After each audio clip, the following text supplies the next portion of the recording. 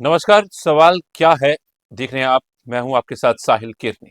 Middle east एक बार फिर बारूद के ढेर पर खड़ा है। दक्षिणी लेबान में इजरायली हमले तेज हैं, अस्पतालों के आसपास मिसाइलें गिर रही हैं और दूसरी तरफ हिजबुल्लाह ने अमेरिका समर्थित सीजफायर फ्रेमवर्क को ठुकरा दिया है। इस बीच अमेरिकी राष्ट्रपति डोनाल्ड ट्रंप ने बड़ा बयान देते हुए कहा कि अगर अमेरिका और ईरान के बीच डील होती है तो वह ईरान के सुप्रीम लीडर मुश्तबा खामेनेई से मिलने के लिए तैयार है।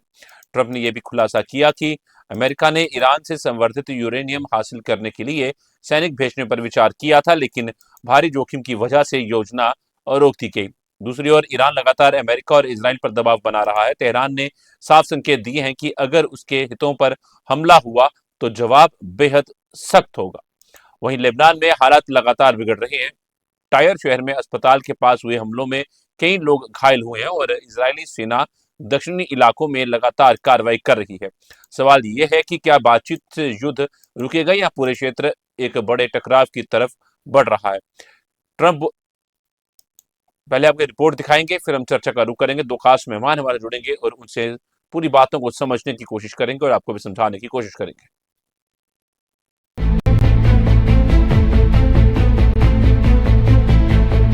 मिडिल ईस्ट में जंग और कूटनीति साथ साथ चल रही है। दक्षिणी लेबनान में इजरायली हमले लगातार जारी हैं, जबकि अमेरिका की मध्यस्थता में सीज फायर की कोशिशें भी तेज हो गई हैं। लेकिन हिजबुल्लाह ने इस पूरे फ्रेमवर्क को खारिज कर दिया है।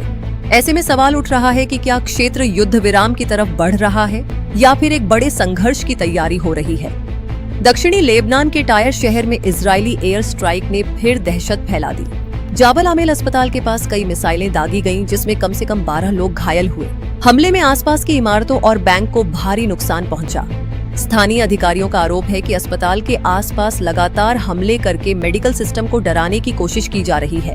इजरायली सेना का कहना है कि दक्षिणी लेबनान में ऑपरेशन अभी जारी रहेगा। पिछले 4 दिनों में 63 इजरायली सैनिकों के घायल होने की बात भी सामने आई है। दूसरी तरफ लेबनान की सेना कई इलाकों में तैनाती बढ़ा रही है। अमेरिकी मध्यस्थता में प्रस्तावित सीज फायर को लेकर बातचीत जारी है, लेकिन हिजबुल्लाह ने इसे अपमानजनक बताते हुए ठुकरा दिया है। अमेरिका और इजराइल राजनीतिक तौर पर वो हासिल करना चाहते हैं जो युद्ध में नहीं कर सके। लेबनान के प्रधानमंत्री नवाब सलाम ने बातचीत का समर्थन किया है। उनका कहना है कि युद्ध से बाहर निकलने के लिए कूटनीति सबसे कम नुकसान वाला रास्ता है, लेकिन जमीनी हालात अलग तस्वीर दिखा रहे हैं। दक्षिणी लेबनान में लगातार गोलाबारी जारी है और हजारों लोग अब भी विस्थापन झेल रहे हैं। इसी बीच अमेरिका और ईरान के बीच भी तनाव चरम पर है। अमेरिकी राष्ट्रपति डोनाल्ड ट्रंप ने बड़ा खुलासा करते हुए कहा कि अमेरिका ने ईरान से संवर्धित यूरेनियम हासिल करने के लिए सैन्य ऑपरेशन पर विचार किया था। हालांकि भारी जोखिम और अमेरिकी सैनिकों की सुरक्षा को देखते हुए योजना रद्द कर दी गई। अगर डील होती है तो ईरान के सुप्रीम लीडर से मुलाकात संभव है। ट्रंप के बयान ने साफ कर दिया है कि वॉशिंगटन अब सैन्य दबाव और कूटनीतिक बातचीत दोनों रास्तों पर आगे बढ़ रहा है, लेकिन ईरान झुकने के मूड में नहीं दिख रहा। ईरानी विदेश मंत्री अब्बास अरागची ने कहा है कि अमेरिका को ताकतवर ईरान की वास्तविकता स्वीकार करनी होगी। तनाव का असर पूरी खाड़ी पर दिखाई दे रहा है। कुवैत एयरपोर्ट पर कथित ड्रोन धमाके के बाद सुरक्षा अलर्ट बढ़ा दिया गया है। ओमान के मीना अल फहल ओनियल टर्मिनल पर भी धमाके के बाद तेल लॉडिंग अस्थायी रूप से रोक दी गई। हालांकि ओमान सरकार ने अभी तक आधिकारिक पुष्टि नहीं की है। अमेरिकी नाकेबंदी के बीच ईरान अब इराक के कसर बंदरगाह के जरिए व्यापार बढ़ा रहा है। रिपोर्ट्स के मुताबिक अमेरिकी दबाव की वजह से ईरानी तेल निर्यात में भारी गिरावट आई है। बड़े तेल टैंकरों की जगह अब छोटे जहाजों का इस्तेमाल किया जा रहा है ताकि अमेरिकी निगरानी से बचा जा सके। भारत ने भी लेबनान में यूएन शांति सैनिकों पर हुए हमले की कड़ी निंदा की है। इस हमले में एक सर्बियाई सैनिक की मौत हुई, जबकि 2 अन्य घायल हो गए। संयुक्त राष्ट्र ने इसे अंतर्राष्ट्रीय मानवीय कानून का गंभीर उल्लंघन बताया है। अब पूरी दुनिया की नजरें अमेरिका, ईरान, इजराइल और लेबनान के बीच चल रही बातचीत पर हैं। अगर बातचीत सफल होती है तो एक अस्थायी राहत मिल सकती है, लेकिन अगर वार्ता विफल हुई तो मिडिल ईस्ट एक और बड़े युद्ध की आग में झुलस सकता है। लेबनान से लेकर तेहरान और वॉशिंगटन तक बयानबाजी तेज है, मिसाइलें दागी जा रही हैं और कूटनीति भी जारी है। लेकिन सबसे बड़ा सवाल यही है कि क्या यह संघर्ष बातचीत की मेज पर रुकेगा या फिर आने वाले दिनों में पूरा क्षेत्र एक व्यापक युद्ध की चपेट में आ जाएगा। चलिए रुक करते हैं। हमारे 2 खास मेहमान जुड़ चुके हैं और उनसे भी इन बातों को समझने की कोशिश करेंगे। क्या कुछ हालात अब बयां कर रहे हैं मिडिल ईस्ट के। दो खास मेहमान, group captain U K Devnath sir है हमारे साथ, डिफेंस एक्सपर्ट, उनके साथ है हमारे साथ defence expert Anil Gaur sir, captain Anil Gaur sir. Sir धन्यवाद, शुक्रिया नमस्कार। समय देने के लिए, बहुत बहुत आपका जय हिंद सर। तो शुरुआत जय हिंद। मैं group captain U K Devnath sir से करूंगा। सर किस तरह देखते हैं अब आने वाले समय के अंदर, क्या कुछ बदलाव हो सकते हैं या नहीं? और जहां तक ट्रंप ने कहा कि यूरेनियम लेना मुश्किल था और वेनेजुएला से तुलना करना भी गलत था, आज वो ये बात मान रहे हैं। और अमेरिकी राष्ट्रपति डोनाल्ड ट्रंप ने ये भी कहा कि ईरान से संवर्धित यूरेनियम हासिल करना वेनेजुएला के नेता निकोलस मादुरो को पकड़ने जैसी तेज और आसान प्रक्रिया नहीं थी। हाँ साहिल, डोनाल्ड ट्रंप वही कह रहे हैं जो कि दुनिया भर के राजनीतिक विश्लेषकों को शुरुआती दौर से ही अंदाज था, और जो मिलिट्री थिंकर्स हैं उनको तो मालूम था ही, ये तो उनका पेशा ही है। जब वो कहते हैं कि वेनेजुला जैसा आसान ऑपरेशन नहीं होता, ईरान से 400 किलो यूरेनियम निकालना, जाहिर बात है ये तो डे वन से ही मालूम था। वेनेजुला में छोटा सा देश है, कैराकास राजधानी समुद्र के पास में है। सबसे बड़ी बात है कि वहां पर सीआईए बहुत खास तरीके से सक्सेसफुल रहा। उन्होंने शुरू से ही वहां पर जो पॉलिटिकल लीडरशिप थी, मिलिट्री लीडरशिप थी, उनको कॉम्प्रोमाइज कर लिया था वेनेजुएला में। अभी तो वेनेजुएला में जो उनके वाइस प्रेसिडेंट थी और डिफेंस मिनिस्टर हैं, वो सब सत्ता में हैं आज। जिन लोगों का काम था निकोला मदुरो को बचाना, वो सारे वहाँ की वाइस प्रेसिडेंट तो अब भारत में भी घूमने आई हुई हैं। अ, ईरान अलग खीर थी। ईरान में सत्ता पक्ष जो है बहुत मजबूती से एंट्रेंच्ड है आज की तारीख में भी, और ईरान की आर्मी और खासतौर से जी जो आईआरजीसी है बहुत ही लॉयल है। तो सीआईए और मोसाद कोशिश करके भी उनको तोड़ नहीं पाए। और ये बीच बीच में कमांडो अटैक की बात होती थी। हम तो हंसते थे कि कैसे करेंगे, क्योंकि वेनेजुएला में तो वो एयरक्राफ्ट कैरियर के डेक से टेक ऑफ किए, 11 मिनट के अंदर कैराकास में निकोला मदुरो के पैलेस में पहुंच गए। यहाँ पर अगर उनको ये कमांडो अटैक करना है तो ईरान तेहरान तक जाना पड़ेगा इनको, अगर लीडरशिप को पकड़ना है। जी या दूसरे जो न्यूक्लियर पावर प्लांट्स हैं ईरान के, वो सब 400 किलोमीटर 300 किलोमीटर अंदर है।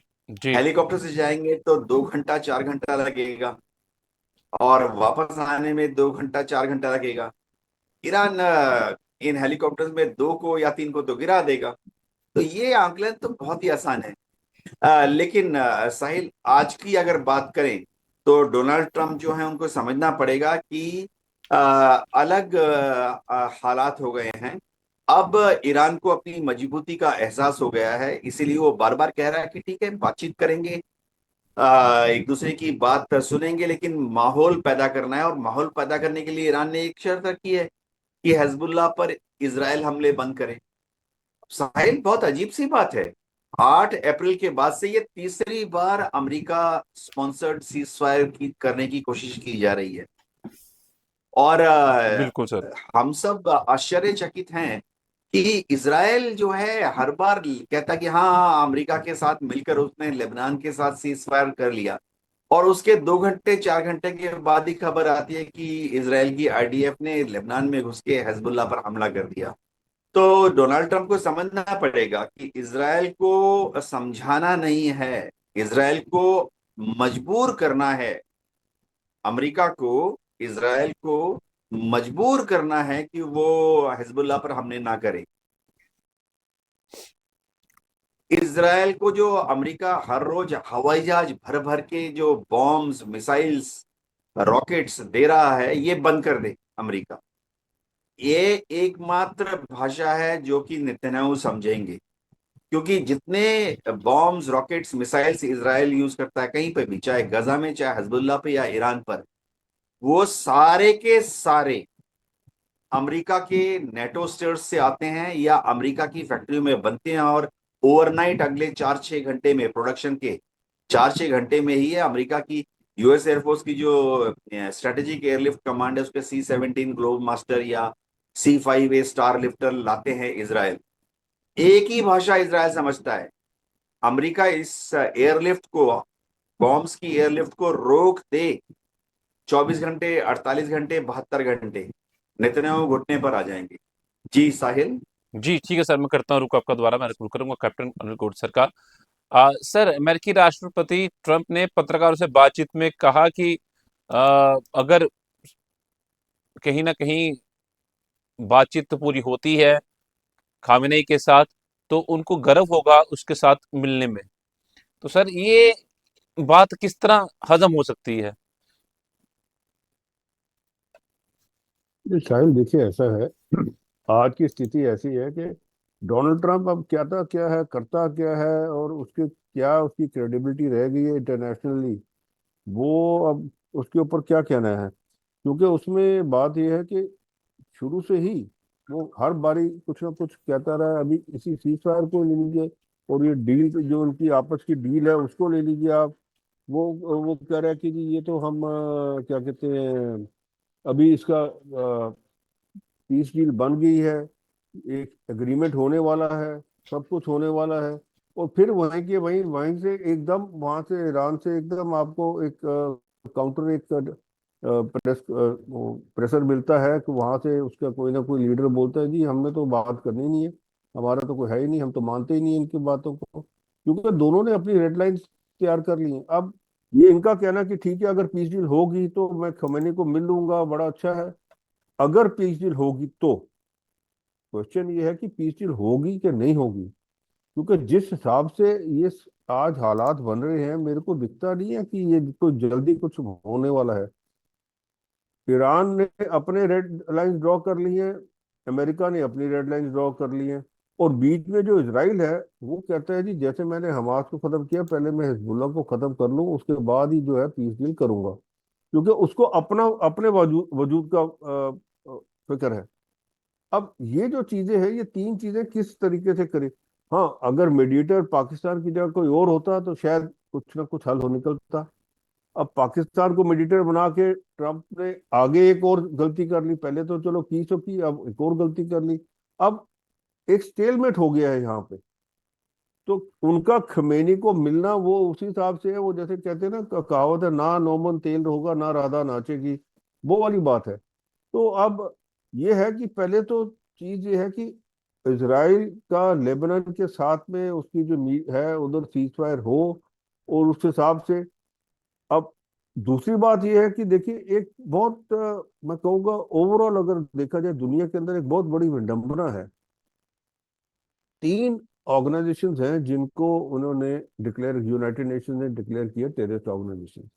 वो है हिजबुल्लाह, हमास और हूती। और उनको सपोर्ट कौन कर रहा है? आईआरजीसी। मैं ईरान नहीं कहूंगा क्योंकि मैं ईरान को मानता नहीं, ईरान की पब्लिक उसके साथ नहीं है। ये तो एक टोटल डिक्टेटरशिप डोमेन रूल चल रहा है जब से कि आयतुल्ला खमेनी बने थे, और तब से आईआरजीसी ने कंट्रोल रखा है उस हिसाब से। वहां पे तो एक डिक्टेटरशिप है, टोटल सेंसरशिप है। और वो जो चीज है, ये उनको सपोर्ट कर रहे हैं, तो इसका मतलब ये क्या हुआ? ये वही बात होगी ना जैसे कि पाकिस्तान जो है यहाँ पे लश्कर तैयबा को और दूसरे जो हिजबुल्लाह को और दूसरे जो गुटों को सपोर्ट कर रहा था।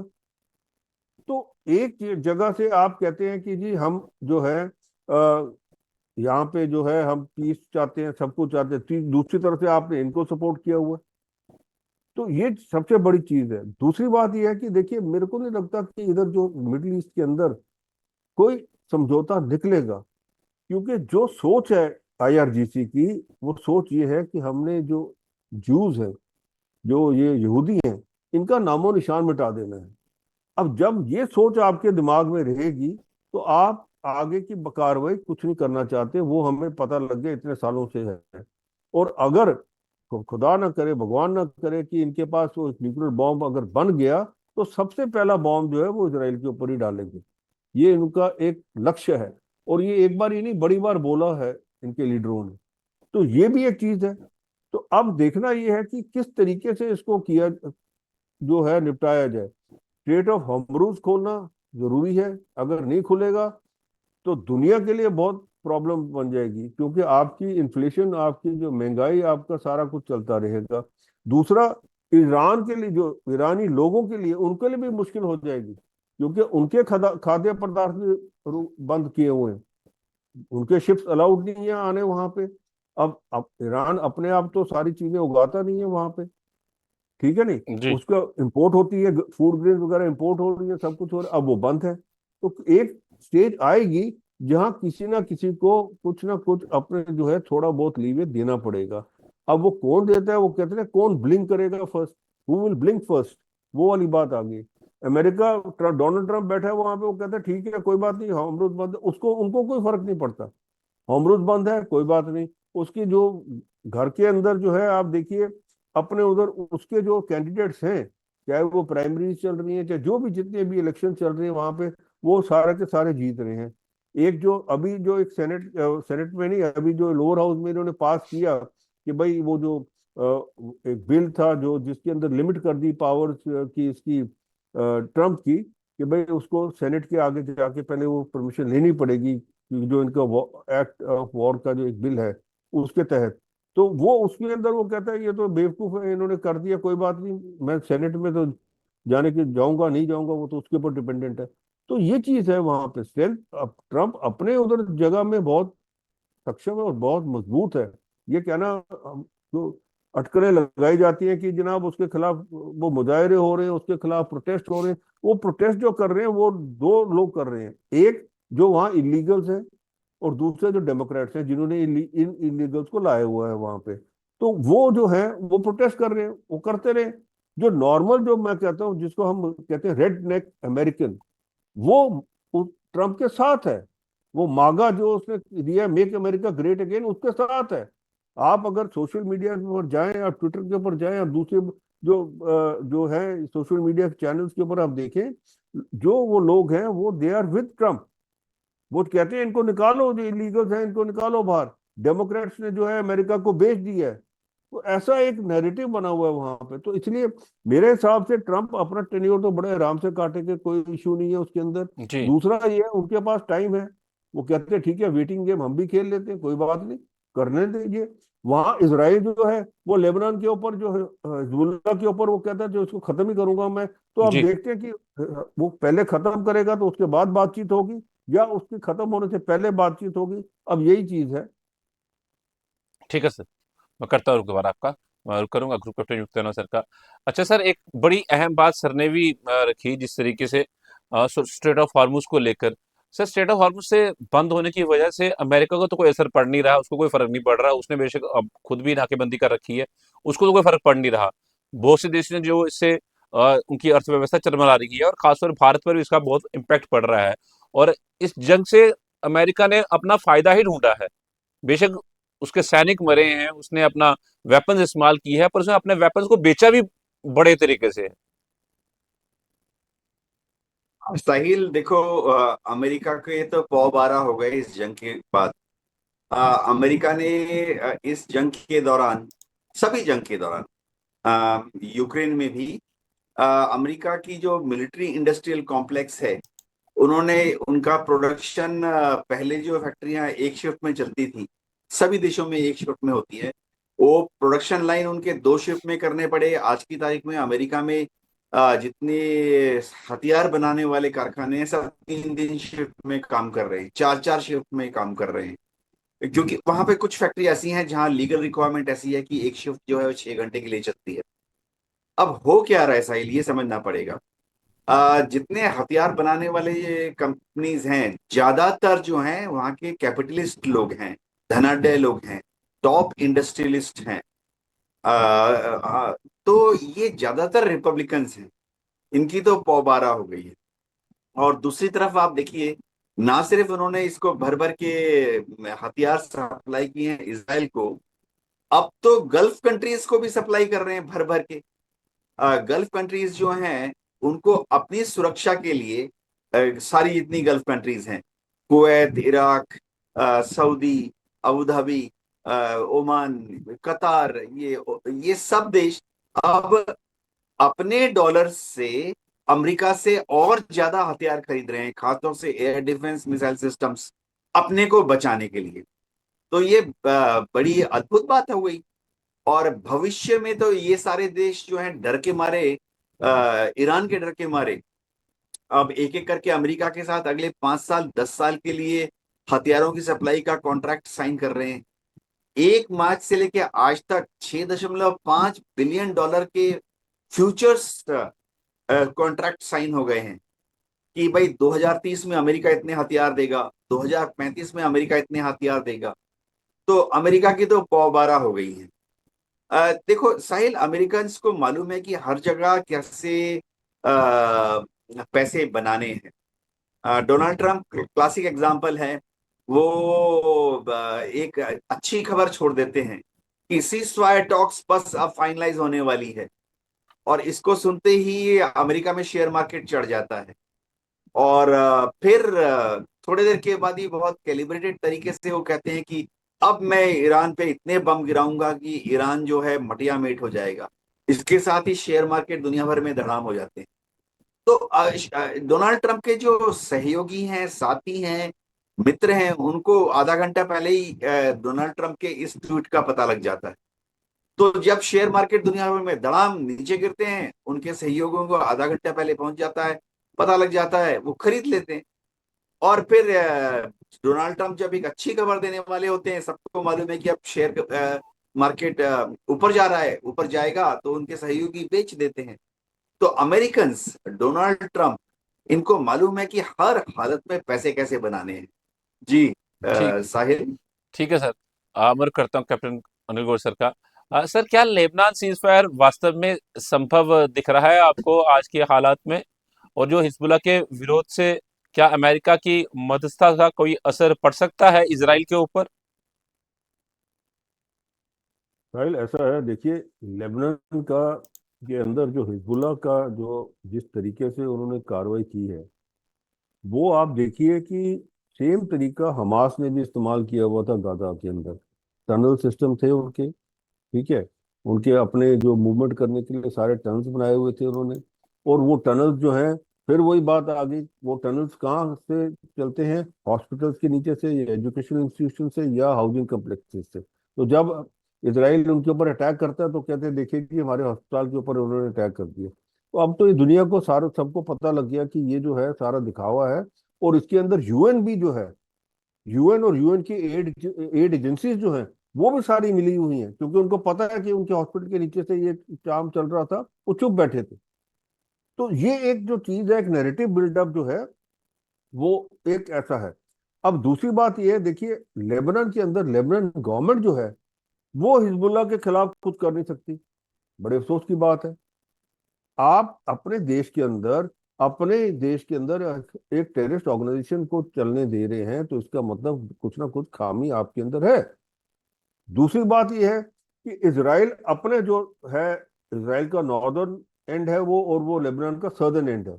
तो इसराइल अपने आप को सुरक्षित करने के लिए जो है, वो पूरा का पूरा वो लगा हुआ है। और जैसे ही उसका वो जो उसने अपना एक हिसाब लगाया कि देखिए, अभी ये पीछे उन्होंने वो एक वो कातिल जो था इनका इतना पुराना, और वो सारी रिज लाइन जो है उसकी जो वो ये क्या वादी है, वो सारी की सारी उन्होंने जो है वो ले ली है। तो जिससे कि उनकी अपनी सुरक्षा जो है वो अच्छी होगी। तो वो उनका अपना एक मकसद है कि जब तक वो करेंगे, उसको सुरक्षा का उसका कवच जहां तक उसको चाहिए वो करके, तो हो सकता है फिर इसराइल के ठीक है जी, अब सीज फायर कर लेते हैं हम।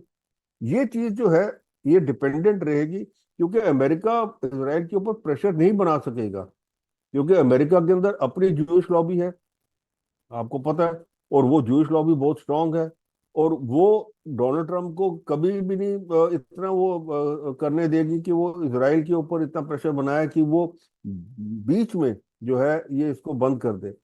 अब मेरे को लगता है ये अभी 2-4 दिन और चलेगा ये काम, जब तक कि इसराइल जो है अपना एक, उसने जो ड्रॉ किया हुआ है, जो बाउंड्री लाइन ड्रॉ की है, वहां तक पहुंचेगा। उसके बाद में वो कहेगा ठीक है जी, अब सीज फायर कर लो, क्योंकि उसको अपना जो नॉर्दर्न एंड है वो जो है सेफ हो जाएगा उसका। उनकी जो ये रॉकेट्स और मिसाइल जो ये जो वहां से करते हैं, उससे वो बच जाएगा। तो तब उसके बाद में वो कर लेगा उसको सीज फायर। और मेरे को लगता है उसके बाद ही जो है, ये ईरान और जो अमेरिका के बीच में जो बातचीत है, ये तभी चलेगी। उससे पहले तो यहाँ पे कोई, मेरे को लगता नहीं है कि कुछ होने वाला है। ठीक है सर, मैं करता हूँ, दोबारा मैं करूंगा कैप्टन युद्धनाथ सर का। अच्छा सर, ईरान की रणनीति जो दिख रही है वो फिलहाल इंतजार और दबाव बनाने वाली क्यों दिखाई दे रही है सर? या कुछ और तरीके से वो सोच रहा है ईरान कि अभी रुक जाए और उसके बाद जो है एक्ट किया जाए? हाँ देखो साहिल, ईरान एक चीज जानता है कि वो इस लड़ाई में अमेरिका और इसराइल को हरा नहीं सकता, फौजी तौर पर अगर देखा जाए। लेकिन ईरान को दूसरी चीज भी मालूम है कि जब तक वो आ, हार नहीं जाता तब तक वह जीत रहा है। अब अमेरिका ने और इसराइल ने मिलकर 40 दिन की जंग लड़ी। ईरान के सुप्रीम लीडर को 28 फरवरी को मार डाला, 30 टॉप लीडरशिप को मार डाला। उसके बाद ईरान का जो ऑफिशियल मीडिया है वो दावा करता है कि ईरान के अंदर अमेरिका और इसराइल ने 12,000 से ज्यादा टारगेट्स पर हमला किया।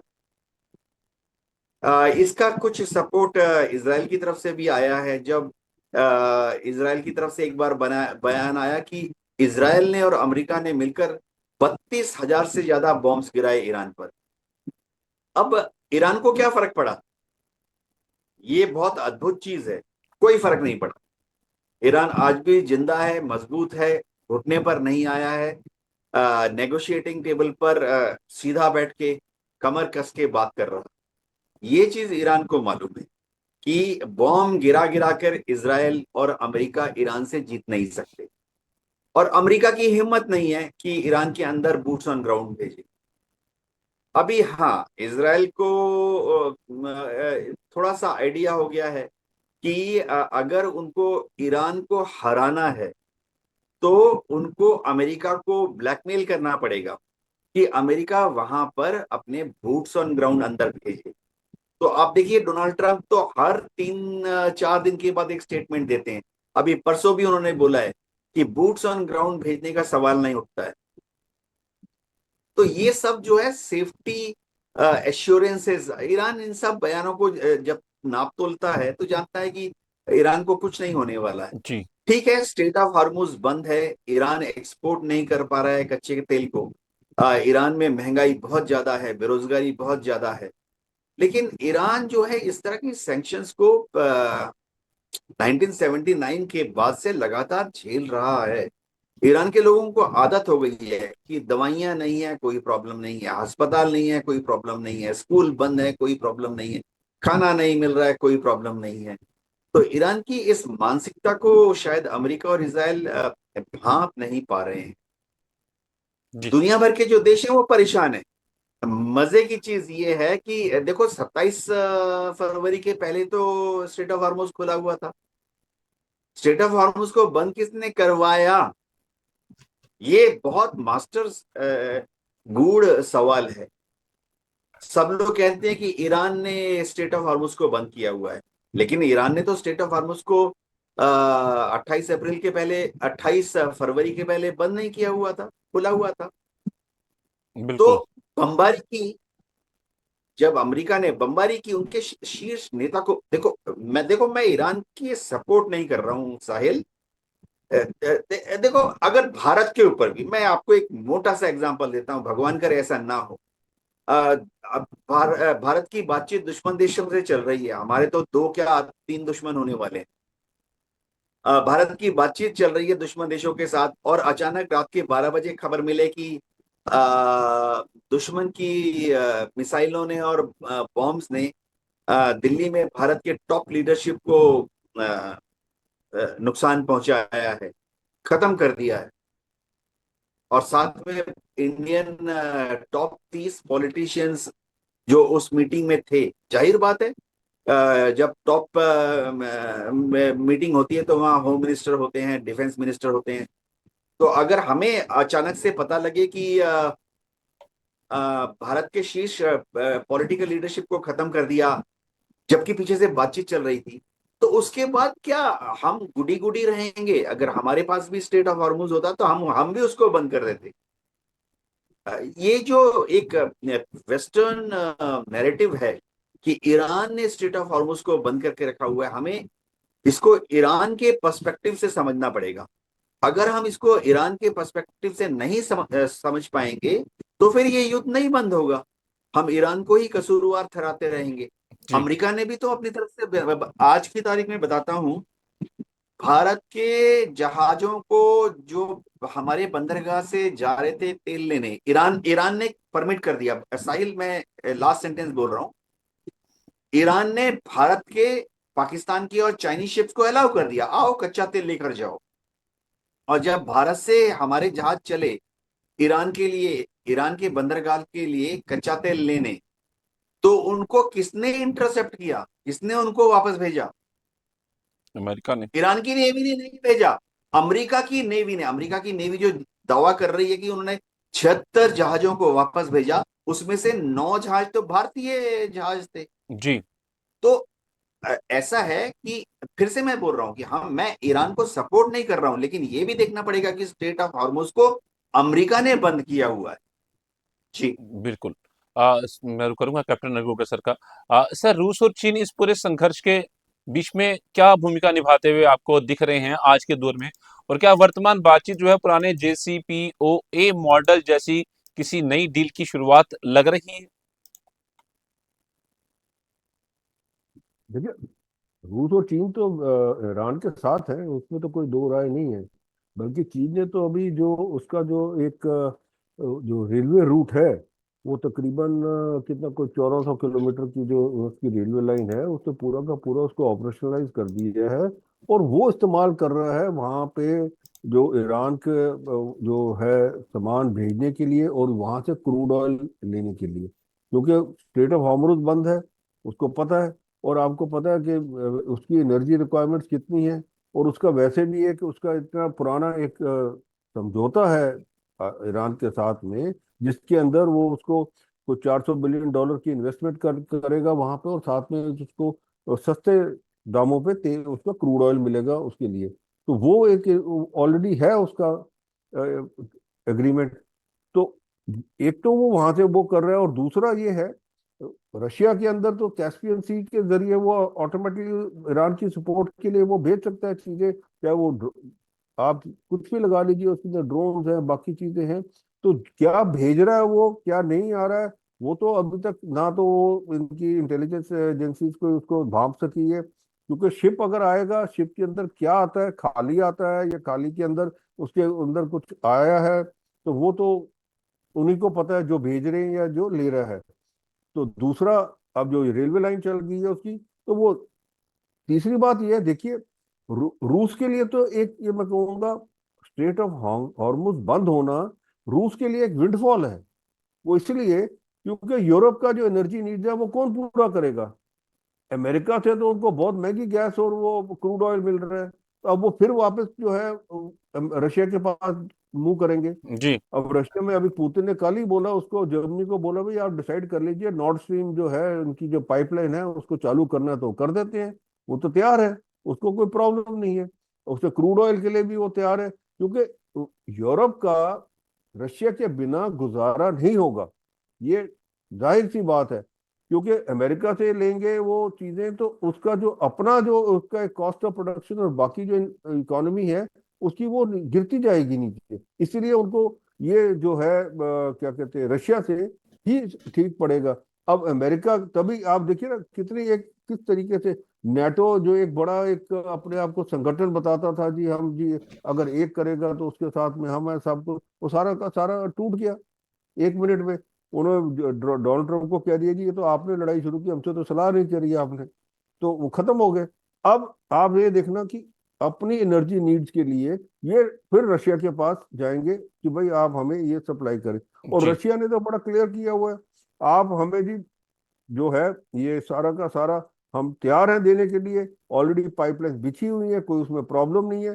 इकोनॉमी रशिया की जो है वो कोई उसको तो फर्क नहीं पड़ा, आपने कितने सैंक्शन लगा दिए। और ये जो ग्रुप है, रशिया, चाइना और इवन तुर्की, ये तुर्की जो है ये सारे के सारे, हालांकि तुर्की भी नेटो मेंबर है, पर वो फिर भी ईरान को सपोर्ट करता है। तो ये जो चीज है, ये समीकरण बना हुआ है, और ये अमेरिका को पता है कि इसमें मैं कुछ नहीं कर सकता। हालांकि अभी डोनाल्ड ट्रम्प जब चीन गए थे, वो सिर्फ इसीलिए गए थे कि भाई उसको रिक्वेस्ट करने के लिए जिनपिंग को कि आप ईरान के ऊपर प्रेशर बनाए कि वो यूरेनियम जो है वहां से वो दे, चाहे वो अमेरिका के पास रखे, चाहे चीन के पास रखे, चाहे रशिया के पास रखे, चाहे जी। इंटरनेशनल एटॉमिक एजेंसी के को दे दे, किसी को दे दे, पर वो ईरान के पास नहीं होना चाहिए। तो वो, और साथ में जो एक बिजनेस डील थी उसकी, वो 200 बोइंग एयरक्राफ्ट की, वो करने के लिए, बाकी तो और कोई एजेंडा था नहीं उनका। और मेरे को लगता है कि उसमें एक में तो सक्सेस हो गया और दूसरे में वो फेल हो गए, क्योंकि चीन ने कोई दबाव नहीं डाला हुआ है उसके ऊपर, बल्कि उन्होंने उसके ऊपर ताइवान की वो दबाव डाल दिया उसके ऊपर। तो ये चीज है अभी। अब बड़ी फ्लूइड सी सिचुएशन है, और बड़ा एक मैं कहूँगा दुनिया के लिए अब जितने दिन ये हॉर्मुज बंद रहेगा उतना ही संकट जो है ज्यादा होता जाएगा, क्योंकि एक तेल ही नहीं है, जी, आपके फर्टिलाइजर्स हैं। फर्टिलाइजर है, दुनिया के फर्टिलाइजर्स है जो यहाँ से जाता था, अफ्रीकन नेशंस हैं, हमारे भी आता था, ये यूरोपियन नेशन में जाता है। ये जब फर्टिलाइजर नहीं जाएगा आपकी पैदावार कम होगी, और जब पैदावार कम होगी तो आपका फिर वही संकट आ जाना खाद्य पदार्थ का।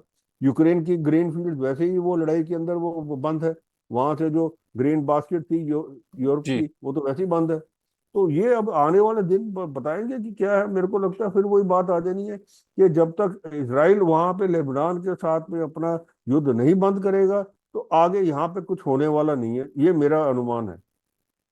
ठीक है सर, काफ़ी अहम बातें रखी हैं आप दोनों ने, और जिस तरीके से अब समय बता रहा है कि शायद कुछ हल निकले कूटनीति से। तो आपका धन्यवाद सर जुड़ने के लिए ग्रुप कैप्टन यूके जना सर, शुक्रिया समय देने के लिए, और कैप्टन गोल सर आपका भी शुक्रिया समय देने के लिए। तो मिडल ईस्ट का संकट अब केवल इसराइल और हिजबुल्लाह के बीच की लड़ाई नहीं रह गया, इसमें अमेरिका, ईरान, खाड़ी देश और वैश्विक ताकतें भी सीधे तौर पर जुड़ती दिखाई दे रही हैं। एक तरफ युद्ध विराम की कोशिशें हैं और दूसरी तरफ मिसाइल हमले और सैन्य दबाव जारी है। ट्रंप के बयान और ईरान की सख्त चेतावनी ने हालात को और संवेदनशील बना दिया है। अब दुनिया की नजर इस बात पर टिकी है कि क्या कूटनीति इस टकराव को रोक पाएगी या फिर मिडल ईस्ट एक और बड़े युद्ध की तरफ बढ़ रहा है। सवाल आज का मैं इतना ही। द अर्थ न्यूज पे खबरों का सिलसिला यूं ही चलता रहेगा। मुझे दीजिए इजाजत। नमस्कार।